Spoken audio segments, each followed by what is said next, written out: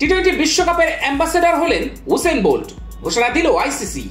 ওয়াকার ইউনুস হওয়ার স্বপ্ন পূরণ হয়নি, তবে আসন্ন টি-20 বিশ্বকাপের অ্যাম্বাসেডর হলেন উসেইন বোল্ট।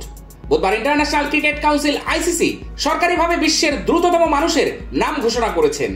অলিম্পিক এবং বিশ্ব চ্যাম্পিয়নশিপ মিলিয়ে 19টি সোনার পদকজয়ী অ্যাথলেটিককে পেয়ে উচ্ছ্বাসিত আইসিসি।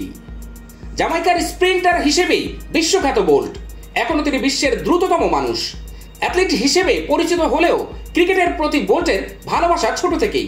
পাকিস্তানের প্রাক্তন অধিনায়ক ইউনুস ছিলেন তার অধিনায়ক, পরে তিনি ব্রায়ান লারার ভক্ত হন। ক্রিস গেলের বিশ্বখ্যাত বন্ধুকেই আসন্ন টি-20 বিশ্বকাপের অ্যাম্বাসেডর হিসেবে বেছে নিয়েছে আইসিসি। টি-20 বিশ্বকাপের অ্যাম্বাসেডর হয়ে উচ্ছ্বাসিত বোল্টও। তিনি বলেছেন, আমি রোমাঞ্চিত। ক্যারিবিয়ান দ্বীপপুঞ্জে ক্রিকেট জীবনের গুরুত্বপূর্ণ অংশ। আমি সেখান থেকেই উঠে এসেছি। ক্রিকেট সবসময় আমার হৃদয়ের খুব কাছাকাছি ছিল। আশা করি বিশ্বকাপে ওয়েস্ট ইন্ডিজের ম্যাচগুলিতে উপস্থিত থাকব।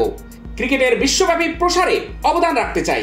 তিনি আরো বলেছেন, আমার সমর্থন অবশ্যই ওয়েস্ট ইন্ডিজ পাবে। ক্রিকেট বিশ্বকাপকে আমেরিকায় পৌঁছে দিতে পারে একটি বড় পদক্ষেপ। বিশ্বের বৃহত্তম ক্রীড়া বাজারে প্রবেশ 2028 অলিম্পিকের আগে ক্রিকেটের জন্য অন্তত গুরুত্বপূর্ণ এবং ইতিবাচক। আগামী 1 জুন থেকে শুরু হবে টি-20 বিশ্বকাপ, চলবে 29 জুন পর্যন্ত। ওয়েস্ট ইন্ডিজ এবং আমেরিকা যৌথভাবে আয়োজন করবে এই বিশ্বকাপ।